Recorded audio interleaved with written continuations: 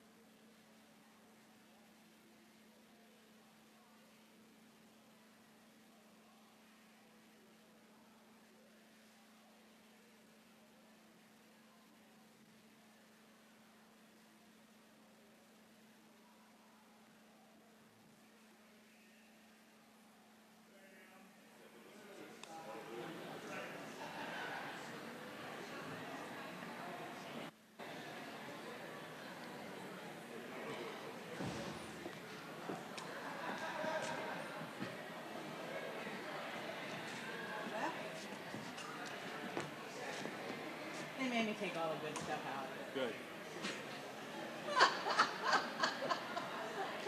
No Persian, remember that. Donnie Keel. He says, now how much cursing is too much cursing? I said, PG. No worse than PG. So we're putting you right in the middle. I thought we should put you right on the edge of the stage all by yourself. We don't, nobody knows that I'm going to talk from over there. Oh yeah, they need to know that before Greg and... Why are you talking over there? Because that way she can introduce the speakers and then they can come up here and get themselves ready and their notes ready instead of going back and forth. And the second somebody stands next to a mic, their volume like halves. Yeah. So it's only 10 pages, Greg. No.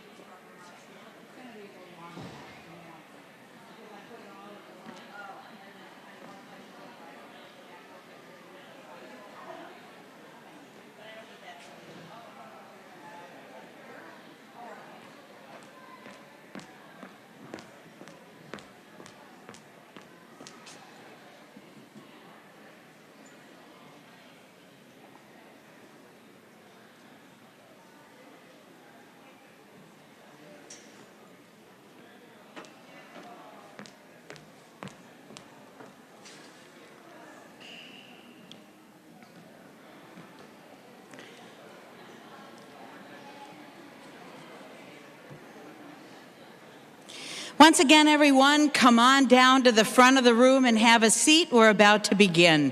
Thanks so much. Come on in. We're about to begin. Come on down front and have a seat. I know it's glorious out there, but it'll be a glorious, fun time in here, too.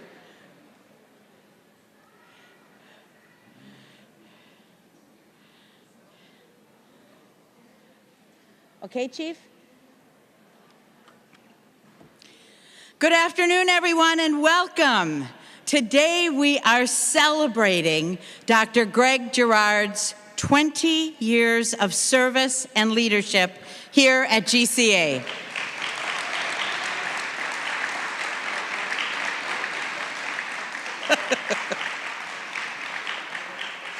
For those of you at this morning's program, Dr. Gerard brought this place to order with this comment. I know you are all really enjoying talking to each other. Stop it. And so you said it. And so this afternoon in Gerard style, Dr. Gerard, there will be a whole lot of things said in the next hour that will make you uncomfortable.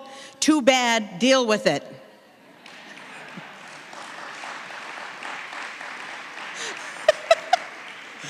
And as Pastor Matt Smith said this morning, and you're already doing it, you can talk here, you can clap here, you can be excited here, you can shout here, and you're already doing it. So thank you.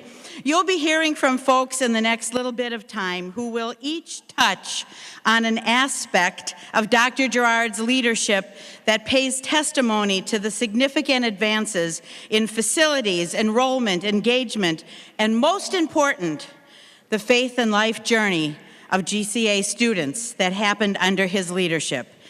And for that, let's give Dr. Gerard 3 cheers. Hip, hip. Hip, hip. Hip, hip. Don't you love this? I'm Marcy Heim, the CEO of The Artful Asker, and since 2015, I have served Dr. Gerard and GCA as your fundraising consultant.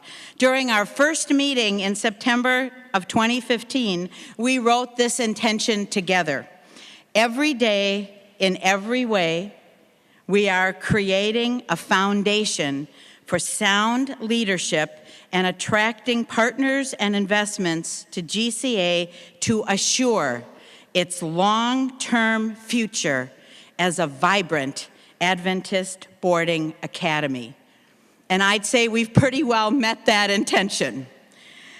Our original goal was an ambitious $12 million, and I will confess, as we sat together in the early days, we reminded ourselves that we were stepping forward in faith. It was a big number. And I'll confess that we didn't meet that goal. Rather, with Greg's vision for creating beautiful buildings, enhanced student programming, and to foster the spiritual and academic growth of GCA students, all of you inspired more than $21 million in gifts to GCA.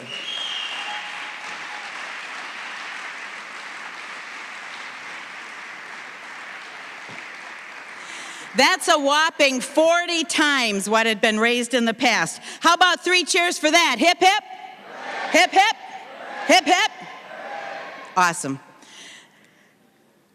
How many of you have ever, by a show of hands, remodeled a bathroom, a kitchen, any space in your house? How many of you? All right. Now keep your hands up. Keep your hands up. Keep your hands up if that project came in on budget and with no changes.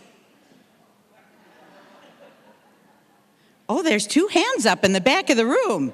We need to talk to you after the program, how you did that. But the way it went here, every day, there were lots of changes, lots of challenges, lots of things. And this doesn't get mentioned very often. But it was Dr. Gerard who, on a day in and day out, day after day basis, handled every mishap, every challenge, every rainstorm catastrophe, every pipe that wasn't expected, all of those decisions that can be so challenging and so frustrating and so difficult, but so, so necessary to get a project like we undertook to happen. After 4 long years of the construction, those grueling decisions has led us to the campus that we all walk through today. And if you have not seen the bread and loaves in the cafeteria, thanks to all of those donors that are on that wall for this wonderful success. But did you know it was also Dr. Gerard who drove that honor roll plaque to GCA so it would get here safely and not be damaged in transit?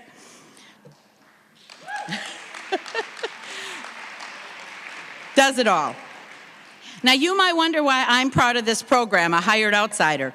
Well, you don't just work for Greg Gerard. You dream with him. You laugh with him. You put up with him. And you work really, really, really hard to make remarkable progress. Because just like Pastor Matt said today, you are family. And Dr. Gerard makes each and every one of us, student, parent, however you fit here, feel like family. And he's a leader, I think, because of a few key traits. One, he asks for help. And he invests dollars into getting the right people and tools to always be better, not just settle. Number two, he's okay totally messing up. A great opportunity to see what didn't work. And it's also a reflection then on his deep gratitude for everything that's good and going right. Three, he focuses on what he wants. Because what you focus on, you grow. More students, amazing faculty, a beautiful campus, a Christ-centered culture. And finally, he makes decisions. You can always make another decision, but you go nowhere without them. And he's a pretty smart guy. And I think back in 1977, he made one of the smartest decisions of his life. He married Nancy Gerard.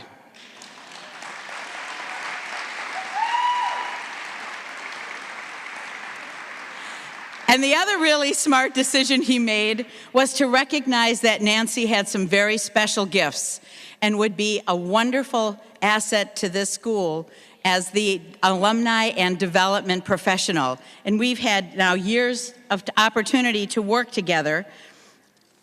And while Greg will be retiring today, Nancy will stay here, shining on to inspire generosity, faith, fun, and love right here at GCA.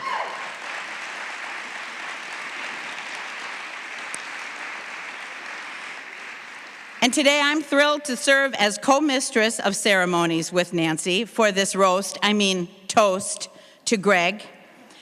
So I'd like to turn it over to Nancy now to provide a prayer for our event and then bring up the Gerard toasters. So 3 cheers for Nancy. Hip, hip. Hooray! Hip, hip. Hooray! Hip, hip. Thank Nancy. you, Marcy. Thank you, Marcy. Let's pray. Dear God in heaven, we thank you and praise you for Georgia-Cumberland Academy and the way you have knit our hearts together through this school. We praise you for the very unexpected way you uprooted the Gerard family and brought us to Georgia. What a blessing these past 20 years have been to our family. Thank you for equipping Greg and preparing his heart for the tasks and the mission you had for him here. Thank you for what his 20 years of service have done for you, for him, and for GCA. I ask, Father, that what we do today here will help Greg know how much we value him, and more importantly, may you be honored as we honor him this afternoon. In the strong name of Jesus we pray, amen.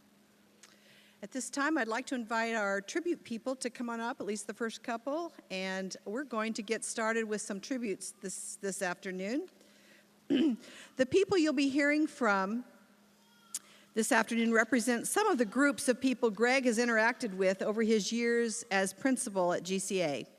We wish we could have included more of you, but that would have meant a 2 to 3 hour program, and Greg was adamantly opposed to that. If you would like to share words of thanks or a tribute of some sort, I believe there's a way to do that, and there will be a way to do that on the website, GCA website. Our first presenter today is Julie Mitliter. Julie was one of the first parents to meet Greg. Julie was on the interview committee that interviewed Greg in May of 2002. Julie and her husband Doug were founding leaders of Parents in Support of GCA, and their 5 children were all students at GCA. See, you about took my little talk there, but in 2002, May it was, I interviewed Greg as being on the search committee for the new principal for GCA. It was interesting because I had one major question that I wanted his opinion on. It was very important to me because of previous experiences. Do you remember that question? Okay. It was, how do you feel about having parents involved in Georgia-Cumberland Academy in the day-to-day program with the students? Previously, we had been encouraged to drop off our checks, drop off our children, and they would call us when they needed us. So Greg assured me that it was a delight to have parents involved. Matter of fact, it would make his job easier to have the parents involved here. It was such a pleasure to be able to work with Dr. Gerard. That year, parents got together and we started PSGCA, Parents in Support of Georgia-Cumberland Academy. We would do fundraisers, have breakfast here for the parents so they could be up on what was going on at the school here. We would raise like $15,000 a year. Isn't that about right? That we were raising a lot of money with PSGCA. So we partnered with the conference and bought new school buses. We bought uniforms for some of the sports teams. We bought equipment for the chemistry labs, all kinds of different things that were needed. And I'm thrilled to say that to this day, PSGCA is still going and still working for the school. You know, I was sitting here counting up the years that I've had kids here, and currently we have Jacob here who graduates next year, and that'll be 20 years worth of kids at GCA. That's a lot. And I want to thank you so much, Greg, for letting us be involved and for everything that you have done for the school. Thank you.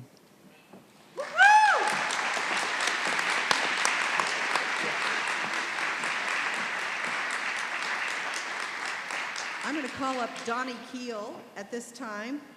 Donnie is a graduate of the class of 2003, and he was a senior when Greg took the reins of leadership at GCA. Donnie was the Student Association president, is that correct? Yep. That year, and spent a fair amount of time in Greg's office, not in trouble, but just giving Greg advice, I think.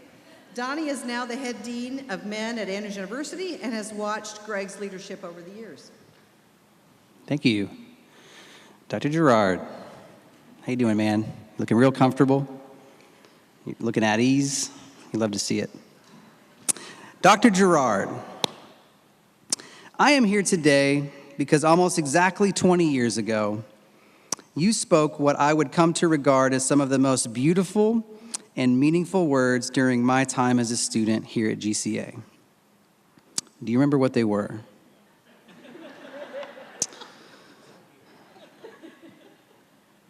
Get out of my office before I change my mind. You said them to Keith Bowman and I right after we confessed to hitting your car in the parking lot just a few days before graduation our senior year. I say we, but the reality is that I hit your car because I was the one driving. Keith, on the other hand, was on the roof of my car, reaching through the sunroof to hit me in the face as we swerved wildly around a parking lot full of cars. What had started out as some joking and one-upsmanship had turned into a roving physical altercation, and that roving altercation had come to a stunningly abrupt halt into the driver's side of your car. And I'm willing to bet that after 20 years, it's still the dumbest story you've ever been told in your office, or probably any place. And I know you've heard some doozies over 20 years. And I don't really know what we expected, but it certainly isn't what happened that day. You didn't say anything for a long time. You just looked back and forth at each of us as you internally pondered what life choices you had made that resulted in you having a share in such an idiotic moment with two teenage guys. And after an eternity of seconds, you finally spoke to us. "I'll take care of it," you said. "What do you mean?" one of us asked.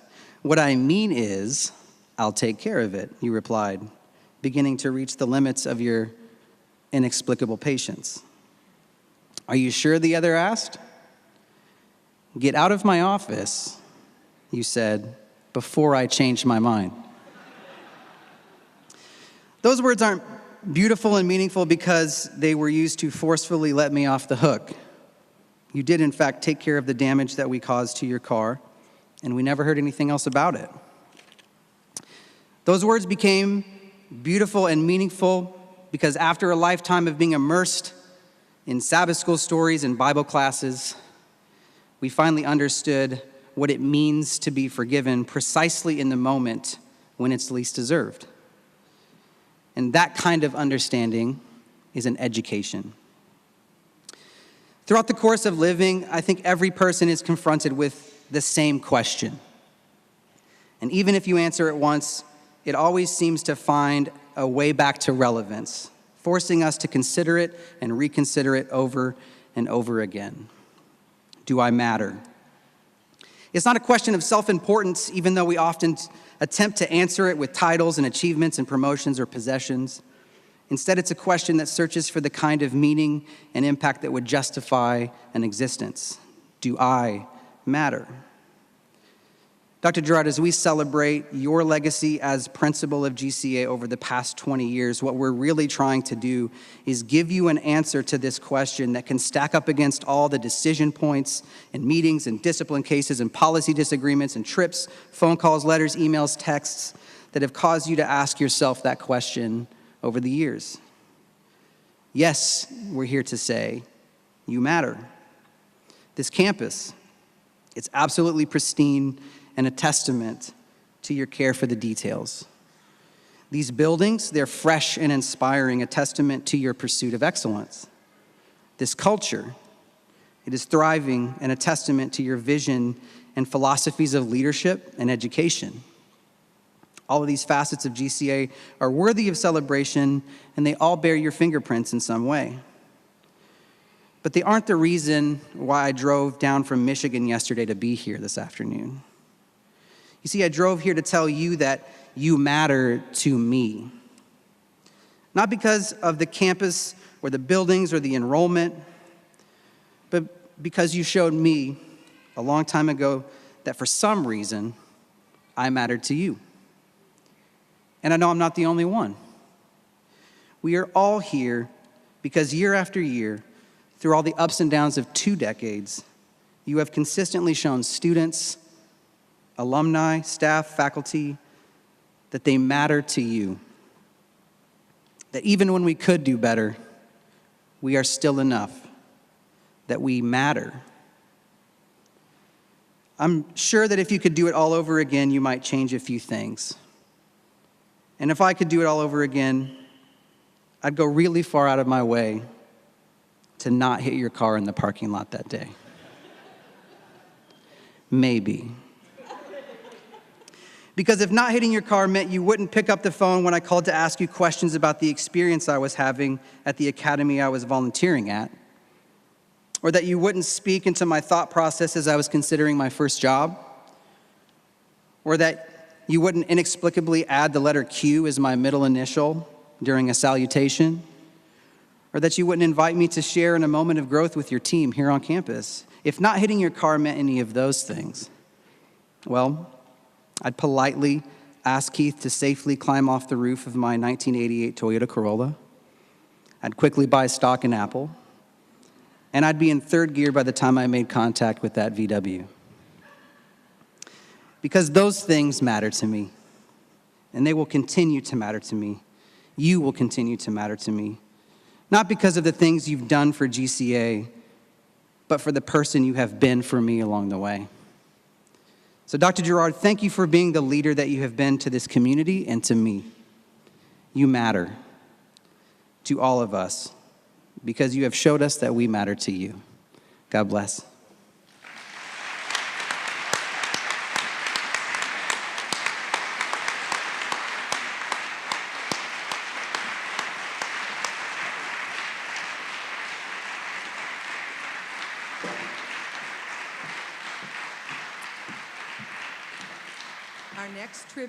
Our next tribute is from Rachel Horton, class of 2012. Rachel sort of represents the middle years of Greg's leadership here at GCA and has deep respect for the man she calls Dr. G. Rachel is working on an MBA at Mercer University and is a site administrator for an employment agency. Thank you, Rachel. So if anyone remembers any major social things in 2012, it's that everyone thought the world was ending. And so our class, of course, being the class that we were, we played on that. And so the theme for our class that year was, why try? Because we're all gonna die. So needless to say, we were a little bit of a rambunctious group. And as I was contemplating what to share today about Dr. G and how our paths crossed, I landed on leadership, which I'm sure a lot of people will speak to today. And what strong leadership does for kids like me that ended up at GCA by what I'd say divine intervention. And I'm sure I'm not the only one that has a story where they felt like they were placed here because of God. Strong leadership gives kids the freedom to be kids. Strong leadership reassures kids when their home life isn't stable and that they don't have to worry. Strong leadership guides you and trusts you to make the right decisions. Strong leadership stands by you even when you make mistakes. Strong leadership is always in the background waiting to lift you up when you fall down. Strong leadership keeps other leaders around waiting to lift you up when you fall down. And I'm going to put a little tidbit in there that speaks to everybody at GCA that Dr. G has hired or has come because of his presence. Everyone here that has been here over the years and while I was here has made GCA an incredible place to be. Strong leadership keeps other leaders around that are eager to be a part of this special village to surround kids with love and great examples of how to be more like Christ. Dr. G, in the 10+ years that I've known him, has exemplified strong leadership. When I came to GCA looking to get away, I had no idea what to expect. I applied without permission, got accepted, never seen campus before. I knew one student that was attending already, and something in me knew that GCA was where I needed to be. And my courage to do something I'd never done before opened the door for my younger sister to come and graduate as a 4-year senior. And so I firmly believe it takes a village to raise kids and community to maintain as healthy adults. I think we get away from that sometimes, but that's a different subject for a different day. GCA was my village and is currently my community. Because of GCA, parents of GCA students helped me go back to Oakwood that I'd never met before. And so GCA is and always will be my community. Dr. G, you created a culture here that makes hundreds, if not thousands, of people adore you and appreciate you. People from all walks of life, from all cultural backgrounds. And that's what strong leadership looks like. And so we appreciate you. For 20 years, you have been the engine that has made this train run. And I'm forever thankful for the pillar of strength that you have been in my life and in this community. My dad used to tell me all the time, Rachel, be a leader, not a follower. And I didn't always know what that looked like, but I'm thankful that my time here gave me a village full of wonderful examples. Thank you.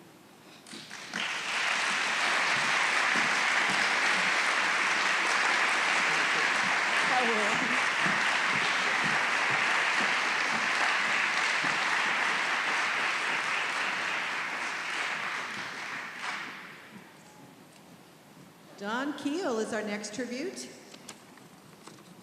Don is the former pastor of the GCA Church. I don't know, he does something else now, but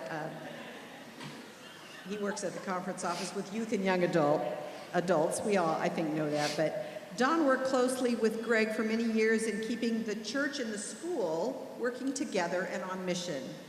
Don is currently Associate Youth. I'm the Young Adult Ministries Director for the conference. Young Adult Ministries Director. Thank you, Don. Let me just start by saying it was 10 years before I heard that story about the car. I did not know until 10 years later, and I asked Greg about that, and he just said, "What am I going to do?" I said, "You could have shot him," but anyway. Let me just begin by saying that Dr. Greg Gerard was an unpopular and unliked principal. When Dr. Gerard first arrived on the campus of GCA, he was facing some enormous challenges. He immediately chose the course to being unliked and unpopular. Some of the changes he made right off the bat took him down that road almost instantly, and GCA is the better because of it. The zero-tolerance drug rule. Moving from students wearing street clothes to school uniforms. Oh, I remember the discussions in the church office. How they hated it, and were going to rebel, and even kids burning their shirts after graduation. His take on proper decorum among students, and who can forget his very unpopular stance on graduation ceremonies. Graduation, he announced, would no longer be a party where people could honk horns, screech, yell out, and be disruptive, but instead it would be a place where we would celebrate with dignity, even if it meant having some deputies from the sheriff's office present to escort those who would challenge the declaration. Very unpopular move indeed. You can tell he's apologetic now. I remember students in my office who complained bitterly about that and how he was like I remember the word dictator. I allowed that he might be a dictator, but he was at least a benevolent dictator. And though some didn't like him at the beginning, they respected him, and he held a firm hand, and he guided the school into a visionary future. And he has, through the ensuing years, had to balance many opposing viewpoints and walk in a continuous tension between the board, the staff, the students, and the parents, as well as the alumni. And often the decisions that he came to were unpopular with one side or the other. Greg wasn't trying to be liked. He was trying to do the right thing. Yet, one of the things I've appreciated about Greg is that he was the one who recognized that it is dangerous to believe your own press releases. That the school, though it was doing well and the press releases were getting out there and things were going very well, Greg refused to believe his own press releases. He was not willing to rest on yesterday's successes, but to continually dream bigger and better things and to set goals that could be reached by pursuing them incrementally. And to not only encourage the staff to push forward, but sometimes even insist on it, even when they weren't in agreement. And that, Greg, has made a huge difference. Many have mentioned, or perhaps will yet mention, a large number of things that Greg has accomplished on this campus. But I want to speak to one that I feel particularly needs to be mentioned. Greg supported and continues to support the GCA Church. Let me digress for a moment in hopes that you will grasp just how important that is. It sounds like, well, sure, the principal should support the church. When I arrived here, I was the 5th pastor in 6 years. Think about that for a moment. GCA Church had been on a roller coaster ride, and while services were being held for the students in the chapel, students actually played a very limited role. By the time Greg arrived, we were about 3 years into transitioning the church culture to make it more inclusive of youth. And I remember as he came to my little trailer office, that was back when I was considered white trailer park trash, up there in the back. Came into my little trailer office, and we began talking about the church vision and how it was one of helping develop young people and disciples through involvement, through leadership training, through mentoring. He was instantly on board. On a small campus, that buy-in was extremely crucial. I knew that without the support of the new principal, we would be at best struggling hard upstream, and at worst, totally dead in the water.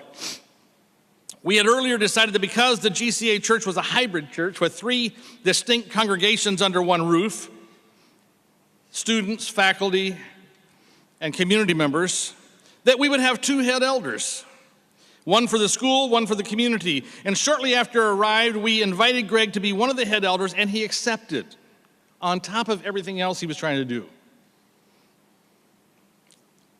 I met with he and Dr. Dennis Steele just about every Friday morning at 7 a.m. for almost 12 years. I say almost every because we had home leaves that we all gratefully breathed a sigh of relief and said, I don't have to get up tomorrow. But we had a lot of discussions, and most of the time we were supposed to go 1 hour, we would go 2.5 hours, sometimes even 3 hours. And they were very frank discussions, very good discussions. And he and Dr. Steele helped me navigate many very difficult situations. They gave me feedback and wisdom, challenged me, and in effect helped change the culture of the GCA Church to what it is today. A place that students can grow in their relationship with Jesus, supported and challenged and mentored by the church members, and where they have a large stake in the operation of the church. So not only has Greg changed and set the culture at the school, but he's also had a major hand in helping guide the culture change of the GCA Church.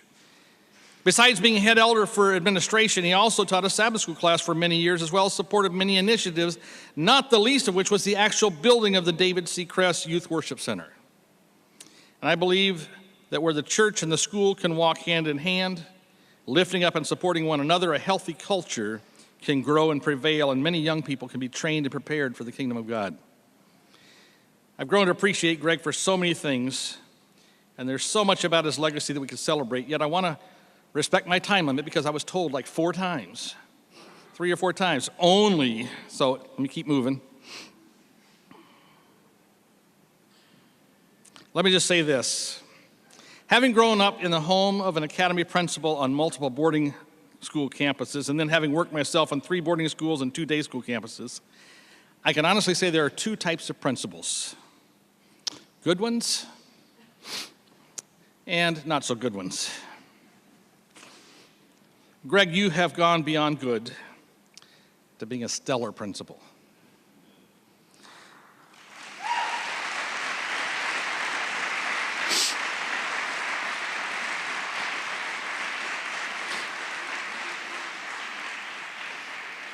I would say that your legacy at GCA is most assuredly the capstone of a very distinguished career in education. Not just the buildings, because as nice as they are, we know they're all going to burn when the Lord comes. But your legacy shines brightest where it is seen in the lives that you have carefully and prayerfully built into here at GCA. You've impacted many not only as students prepared to find their place in this life, but I believe you've impacted and prepared many for their life in eternity. In fact, were principalships a part of the arts, or music, or literary worlds, the last chapter at GCA would most undoubtedly be called your magnum opus. Thank you, Greg, for so many years of faithful service, linked with visionary foresight and a willingness to sometimes take the unpopular route so the GCA can be where it is today.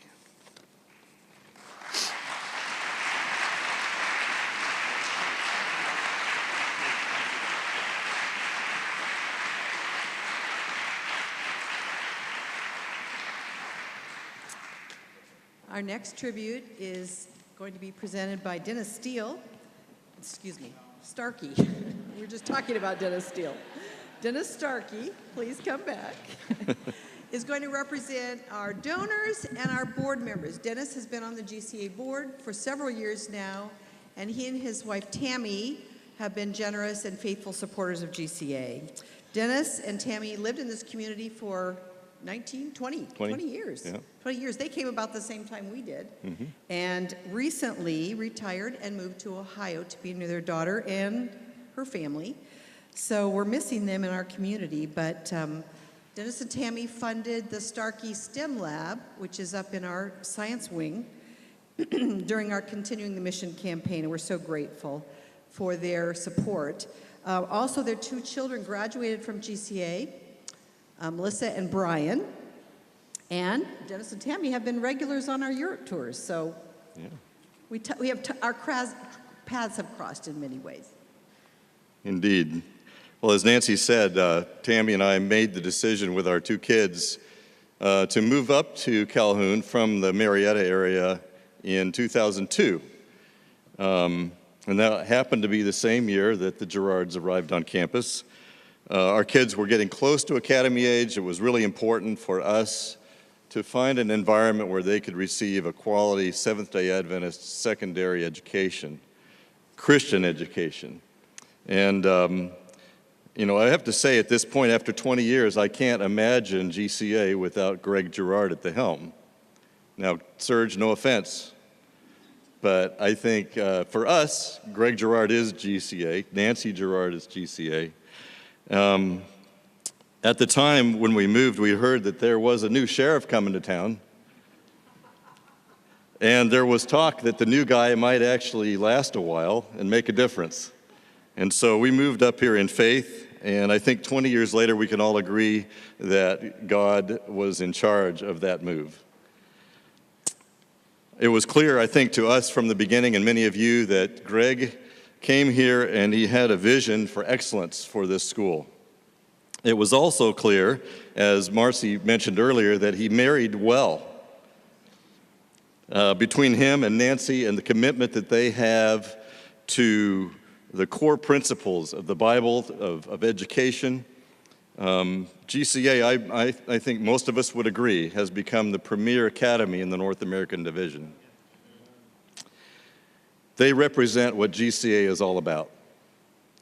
That's quality, Christ-centered education with a focus on developing leadership skills in these students that will serve them in the future, and a sense of mission that is implanted in the hearts and minds of each of these students. It was this vision and the realization that we saw taking place of the vision that led Tammy and I to become regular contributors to the program here at GCA, whether it was student scholarships or the Continuing the Mission campaign, or a lot of other small ways that Nancy has a way of tactfully presenting to you and convincing you that it was your idea to give. You know, as members of the Calhoun community, our children have graduated. Our daughter is over here. She came down with me because Dr. G is a very important person in her life. But as members of this community, even after they graduated, we've had opportunity to be part of what happens here, as many of you have. I'm privileged to be a part of the music program a little bit, and to be involved somewhat with the athletic program. And then finally, you know, no doubt the crowning act of Greg's generosity to me was asking me to serve on the board. I'm not sure why that happened.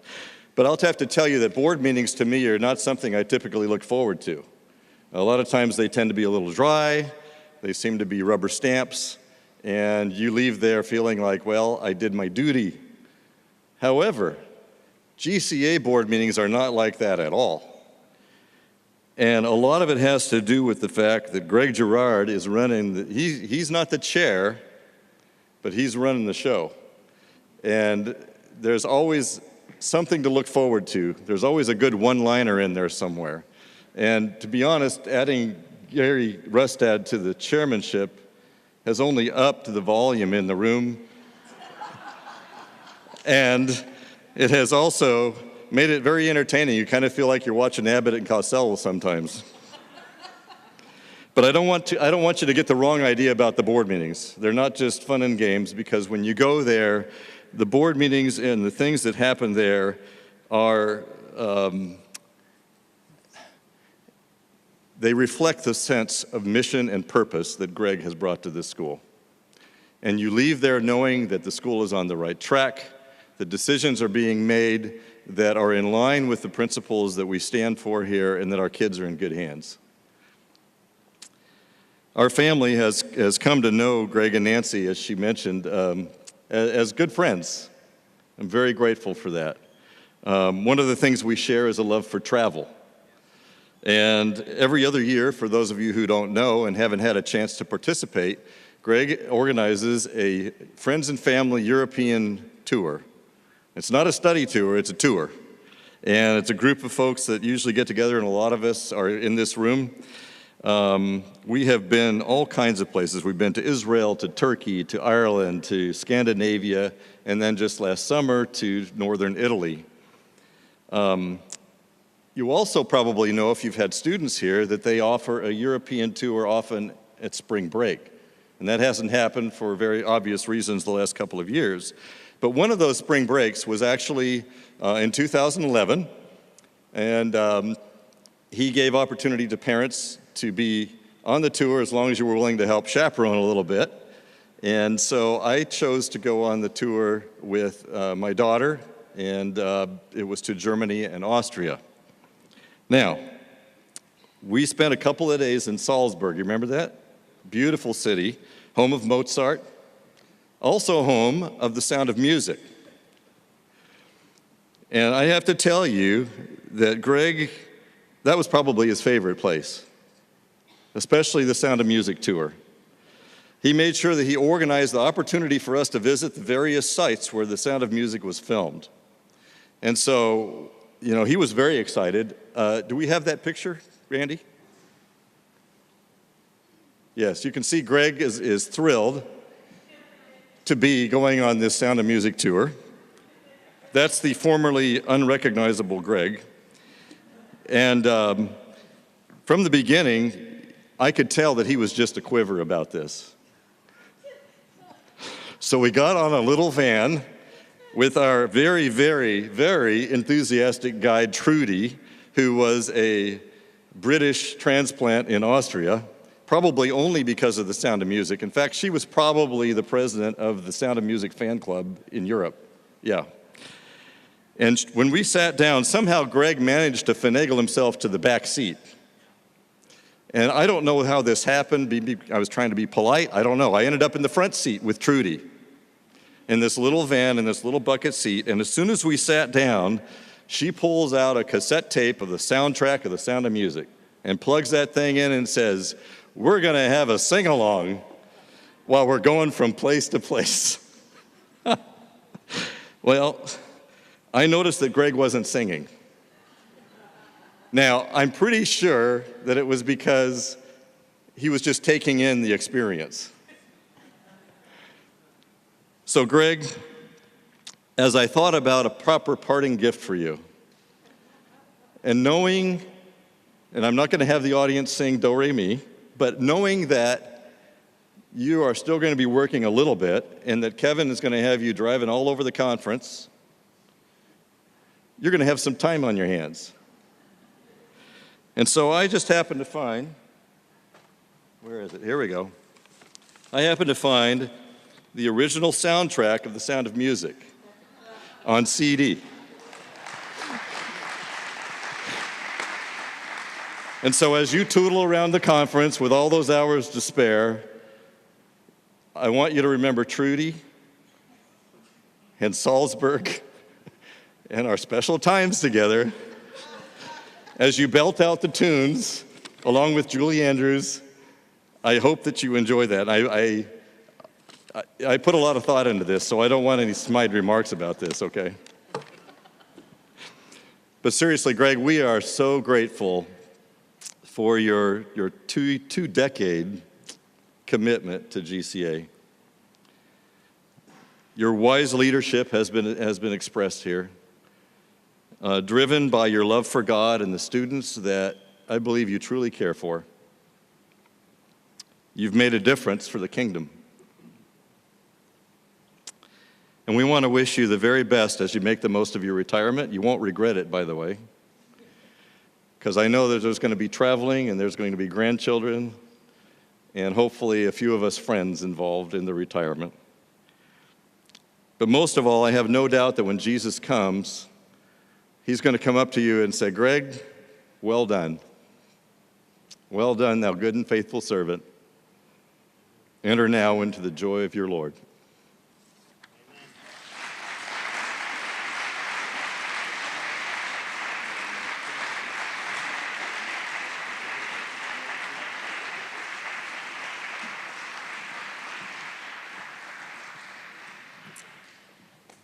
Our next tribute is by Kevin Kasich. Kevin is the Vice President for Education in the Georgia-Cumberland Conference. He's Greg's boss, but their friendship goes back many years, and you'll hear a little bit about that from Kevin. Thank you, Kevin. Well, it is indeed an honor to say a few words about Greg because I've known him so long. We first met in 1987 at Midland Academy in Kansas. And he kind of had a legendary background. My wife had worked with him for years at Andrews University in the snack shop, and he was known for his creative burger flipping throughout his college career. 2014, we reconnected in Battle Creek, Michigan. We socialized and worshiped together, and our children went to school together. But in 2008, he gave me one of the best pieces of advice anyone has given me. And Greg knows what I'm going to say, don't you, Greg? You know what I'm going to say, right? All right. So I asked him this question: when do you know when it's time to go? And Greg responded, when you ask the question. And that, of course, changed the trajectory for me, and a couple of years later, we moved to Georgia. After moving here, we lived on the campus for about a year. One morning, my wife told me there was a large snake on the front porch. Of course, being from Michigan, I didn't have a lot of snake experience, so I reached out to my friend, Greg, for advice. A few minutes later, Greg pulled in the driveway with the emergency flashers on his car flashing. He got in the trunk, handed me a hoe, and said, "Deal with it," which I did rather poorly. Frequently, we met to discuss school issues that were facing the school, obviously. This is the look he generally gave.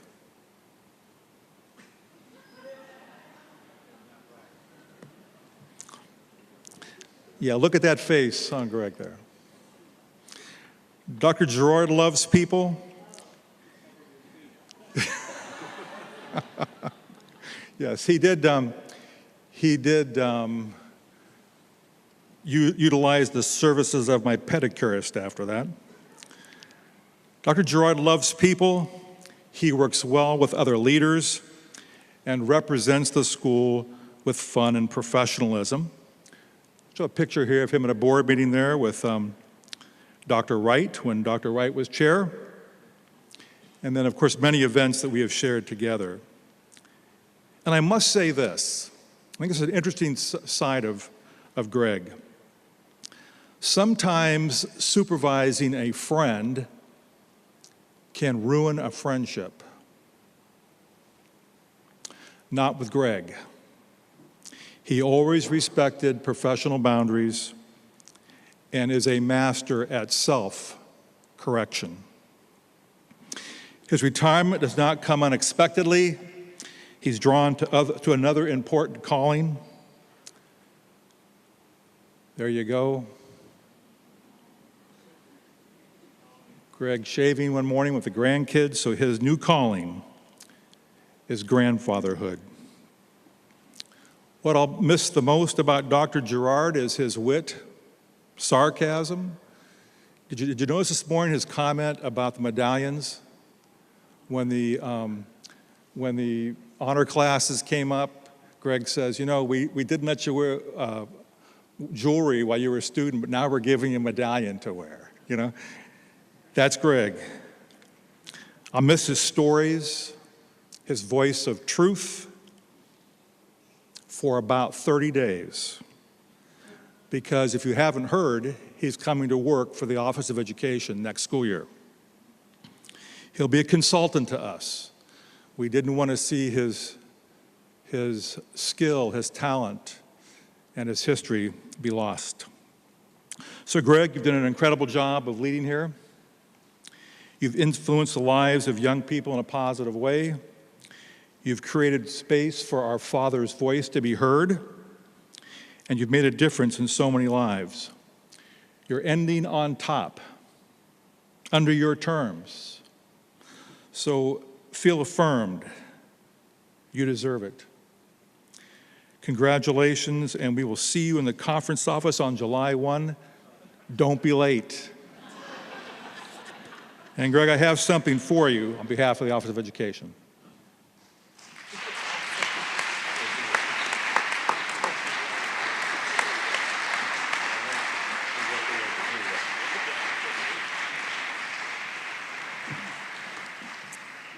Our next tribute is by Gary Rustad. Gary is our conference president and Greg's, I guess, ultimate boss. And Gary's also the chair of our board. Thank you, Gary. Yeah. I was recently attending a North American Division President's meeting. And a group of us were around the table and the discussion of Adventist education came up. It quickly turned to Adventist academies. The discussion then went to Adventist boarding academies, and then it started moving to how many are struggling today. We're sitting there talking when one of the other conference presidents around the table spoke up and said this. You know, Georgia-Cumberland Conference is blessed because they have a great boarding academy. Another spoke up and said, well, why is that? To which the first said, it's because they have a great leader in their principal. President Harry S. Truman said, men make history and not the other way around. In periods where there is no leadership, society stands still. Progress occurs when courageous, skillful leaders seize the opportunity to change things for the better. Over the past 20 years, GCA has been changed for the better because of your leadership. I was thinking back to one of the first times I met Dr. Gerard. It was at a table, I don't remember what the event was, but there was a table and there was about 8 or 9 of us around that table. I'm going to pick on someone here, but another couple around that table were Larry and Karen Payne.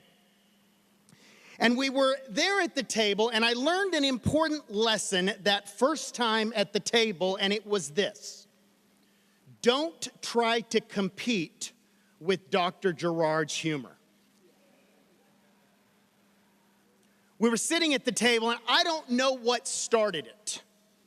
But whatever started it, Karen said something to Greg. Greg instantly said something back. Karen said something back, and Greg instantly said something back to Larry leaning over to me, and he said this, Karen is not going to win.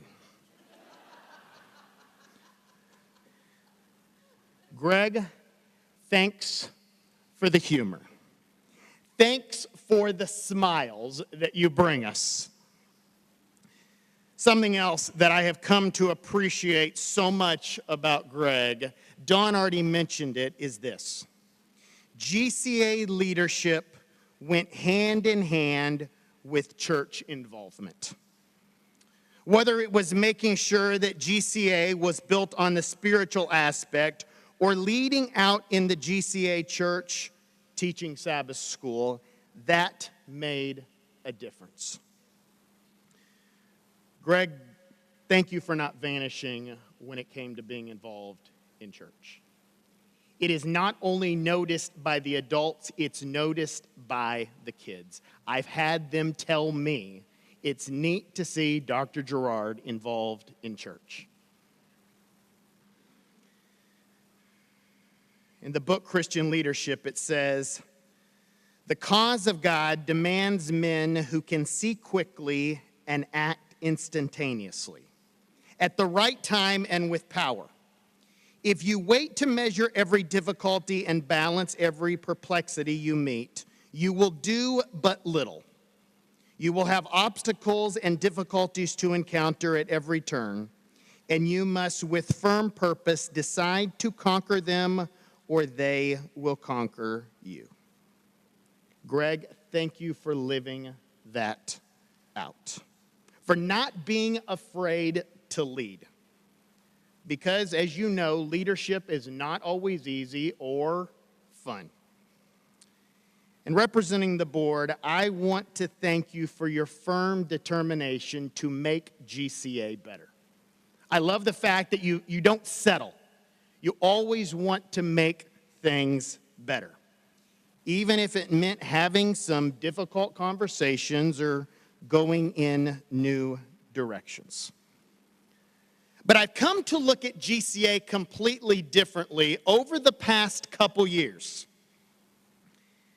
The reason is conversations that have been happening at my house.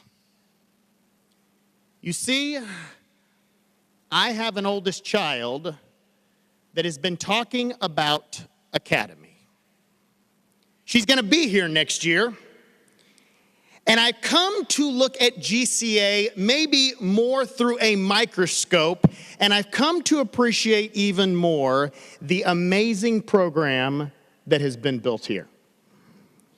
Ava is so excited to be coming here next year. As parents, we have seen what GCA has done for hundreds, yea, thousands of students during your time here, and know that the foundation you have built will continue into the next generation.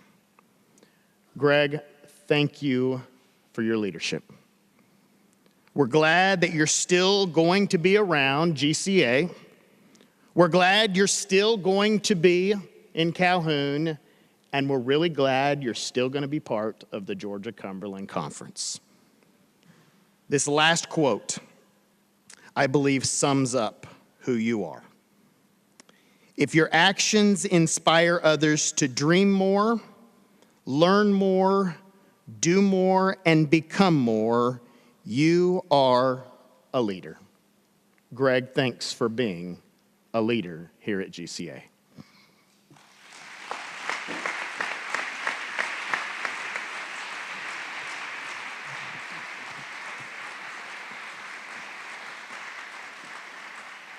Our final tribute, Serge Garapi and Mark Torsney represent the staff and the friendships that have developed between Greg and staff members. So take it away, guys. Before we do our special music, you've heard a lot from parents and from some students, but I do want to take just a minute to say thank you. God puts people in your lives that change the trajectory of your life. I'm going to try to keep it together. But when I met Greg, I remember that moment walking into the office and sitting down and presenting me with the idea of coming to GCA, and I think God knew I needed this place. He knew I had been in a great controversy myself, and you will forever be one of the people in my life that I contribute to my own salvation and what it has meant for my family and my kids. And I'm just so very grateful that you let God lead in your life.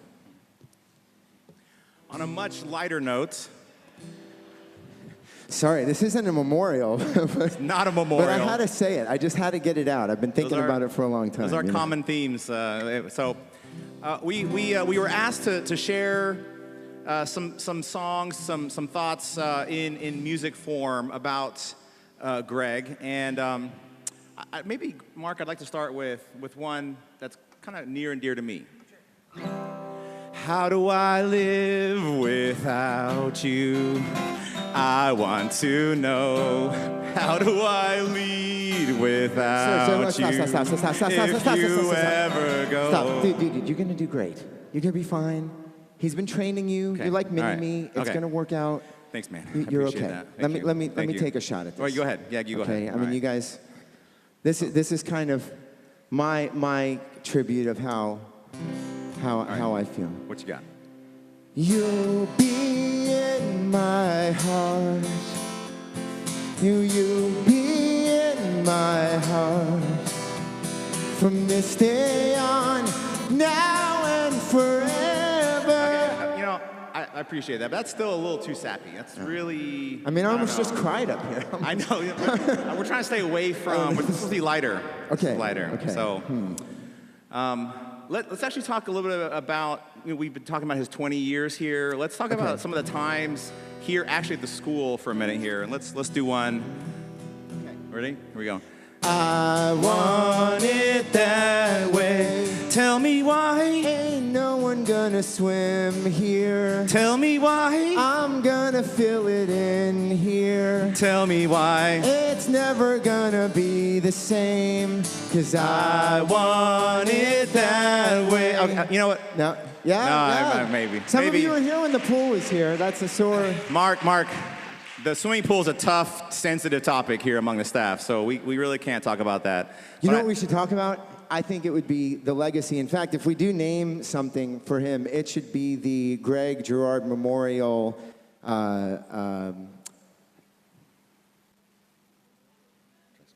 Memorial. No memorial. Yeah, we're not talking about memorial. The Greg Gerard Honorary Dress Code. We don't Foundation. talk about dress code. But we should talk about dress code. We don't talk about dress code. But what if they want to know what socks to wear? We don't talk about dress Or code. plaid shirts? No skirts? We don't talk about Jeans? Nope. What are we going to do if we can't talk about dress code and the pool? We can talk about money. Money. We'll talk about money. All right, ready?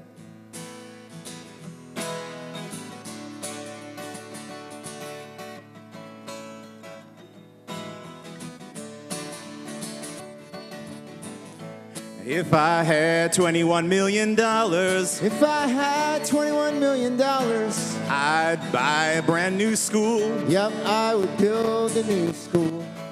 If I had $21 million, If I had $21 million, I would not build a new pool.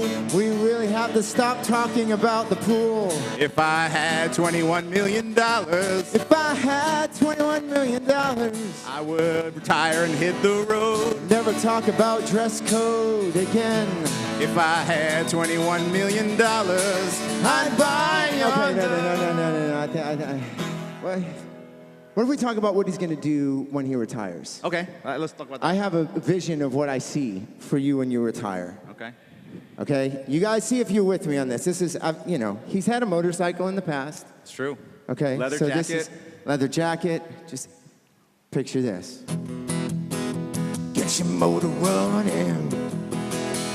Head out on the highway. Looking for adventure. And whatever comes my way. Born to be wild. No? Oh, come on. I think it's going to be more like this one. I'm leaving on a jet plane. I don't know when I'll be back again. Leaving on a jet plane. I think you might be right. I don't know when we all know that you I'll love be to back travel, again. and in all seriousness, we want to say thank you from the faculty, from the staff, from all of us that have been here. We love you, we will miss you, and we hope you do leave on a jet plane to see your grandkids, but you come back and spend time with us from time to time. Thank you.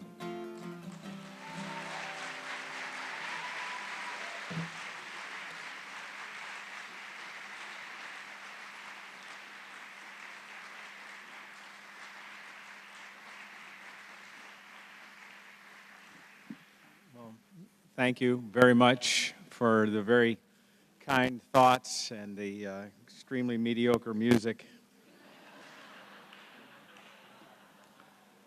If that had been Torsney's audition for the job, then he'd still be at Collegedale suffering.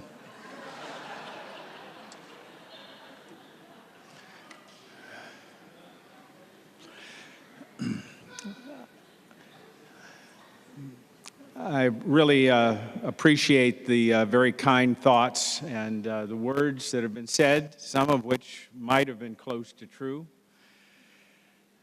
Some of you have serious problems with exaggeration.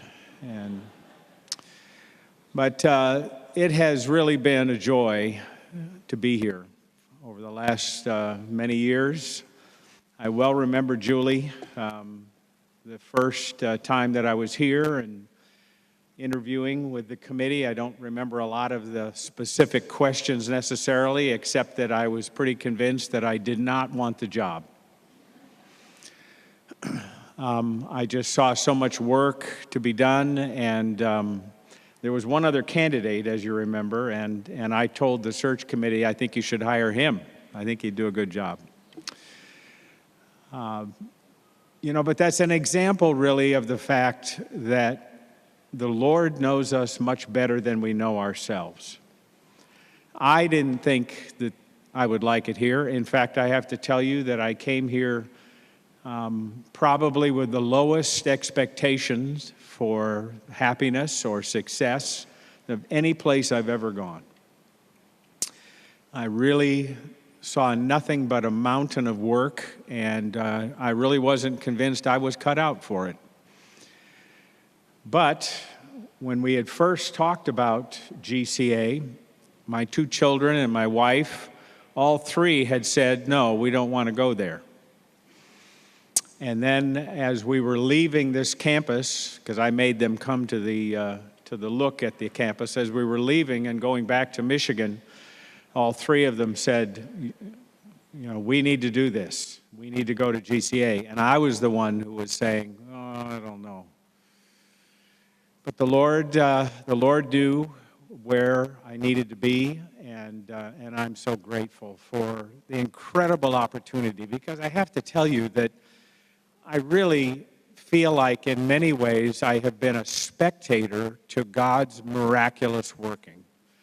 And just the privilege of being able to work with such an outstanding faculty and staff has just been incredible.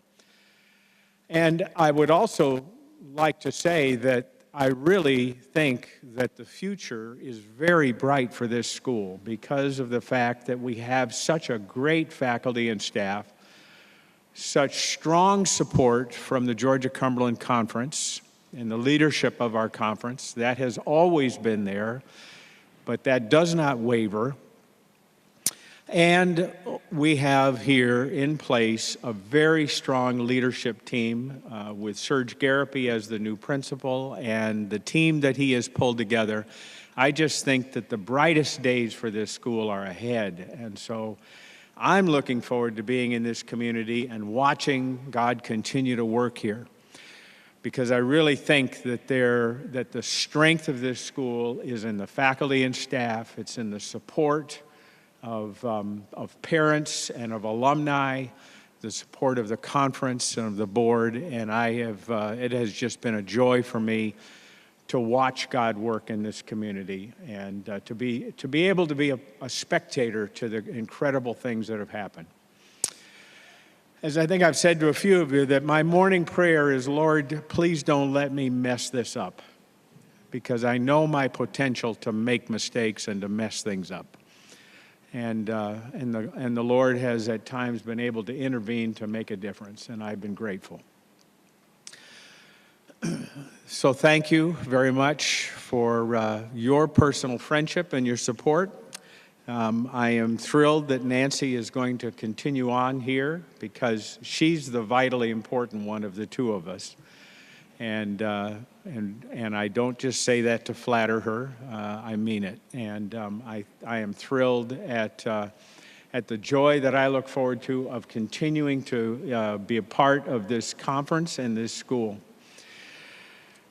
When I came here a long time ago, there was a text that was resonating in my mind, and it still does to this day. It has become to me over many years such an important Bible verse. It's in 1 Corinthians 6.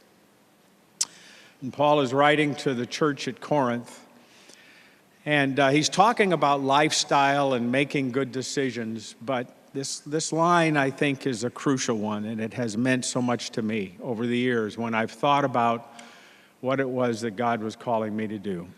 And I think it applies to all of us, because Paul says, you are not your own.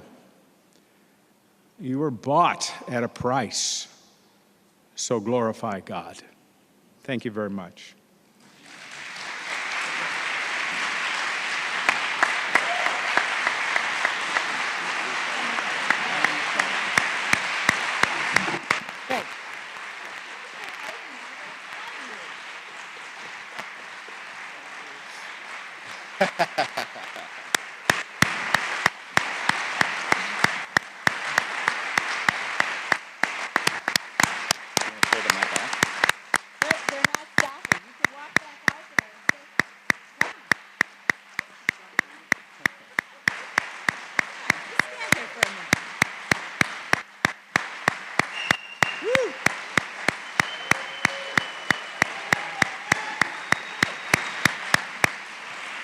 That's why we raised money. This woman's been pushing me around for years. And she's not the only woman pushing me around. But now we're off script and I need to stop. Thank you. Thank you so much for that well-deserved ovation for Dr. Gerard. And we're going to be really, really quick here. We have an opportunity today to also do something that will provide a lasting tribute to Dr. Gerard, and that is to establish the Dr. Gerard Student Opportunities Fund. And there's some information in the back of the room. But quickly, Serge is going to tell us a little bit about exactly the kind of special things that this fund will help us support. Well, a lot of it was mentioned here, even just today, talking through tributes. The word opportunity came up over and over again when we talked about students going on mission trips or going on Europe trips. Many of you in the past here, either as students at GCA or parents of students here at GCA, know that tuition doesn't cover all of the extra things that students have the opportunity to do here at GCA. And when we talk with Greg about what kinds of things can we do, what kinds of things can we start to really honor your time and legacy here, he immediately thought of these kinds of things that students want to be a part of that often they miss out on because they don't have the money for it, or it's really difficult for families to cobble together to be able to send their kids to go on these mission trips. So you saw some pictures there, Dominican Republic, we just went this year. The other one was, another Europe trip in the past. But, I'm even thinking like now, this week, tomorrow, we've got a group of lifeguarding students going to get lifeguarding training. And that Red Cross, it's not cheap. There's a lot of things that we give these students opportunities to experience, to get extra training, to be able to do more beyond the classroom experience here at GCA. And that's what we're excited about here, is trying to find ways to connect these opportunities with the students that may not have the chance to take advantage of those opportunities. Okay. And just to let you know that today, we have talked a lot about the incredible support that we've received here, but let's be really, really clear. It's not about the money. It's about what the money does, and really does. And here that's connecting kids to Christ. And that will always be what your gifts really do. And this is just a different way of doing that support, and that's specifically to support these extras. And I want to just add a little quick personal story to that. I'm somebody who's been blessed. That was never an issue in my home. But I wondered sometimes why some kids weren't on things with me, especially when I was younger. And I realize now that it was because they couldn't afford to be there. And I didn't get that. So not only will your support of this fund help those kids who need the funding, but they help all of the students because it means that everybody gets to participate together. So it benefits all of the students. And you have all been so personally involved in an experience for GCA, and you understand better than most the incredible legacy Dr. Gerard has left here and how important funding these extras are. So I'm asking you today, will you consider a gift to the Gerard Fund?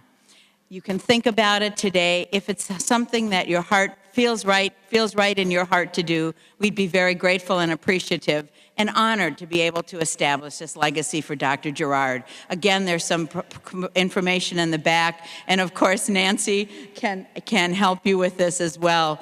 But just today, consider sharing this opportunity with others. Do you want to then just say thank you and talk about? I'm honored to just do the benediction today, but to say a prayer of thanksgiving and praise that Gerard finally decided to retire. Many of us hoped it was years ago, but no. To say a prayer of thanksgiving and praise for all that God has been able to do through Dr. Gerard's leadership. I was here, like Donnie, as a senior during their first year here, and from the moment he walked on campus, I could tell as a student that this place was different because of that leadership. And so I'm so grateful to have been able to experience that as a student and as a staff member, and it makes me proud to be an alumni of this school. With that, let's bow our heads for a word of prayer. Dear Heavenly Father, we thank you so much for GCA. We thank you so much that for many years this has been a place where students can come and they grow physically and emotionally and academically, but most importantly, Lord, spiritually. That this is a place where people and students come to know you in a deeper and more meaningful way. And we just praise you and thank you for that. We thank you so much for what you have done through the leadership of the Gerards and Mr. Gerard over the years. We thank you that you have guided and directed him in his leadership here. And Lord, as he transitions into a different phase of life, I want to pray a blessing on his retirement.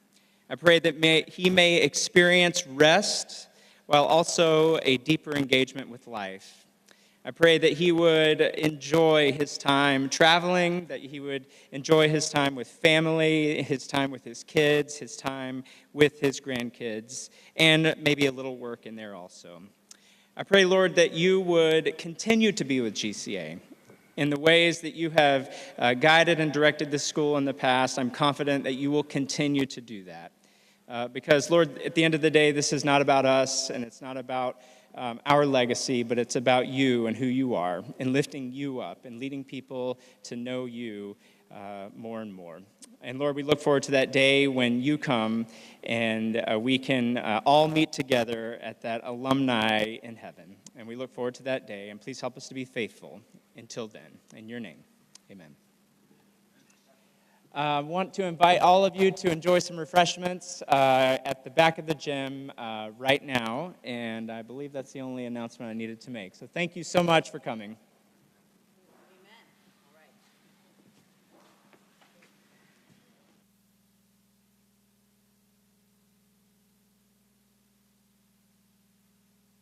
Not there. There we go. And let's have a hip, hip, hooray. Hip, hip. Hooray. Hip, hip.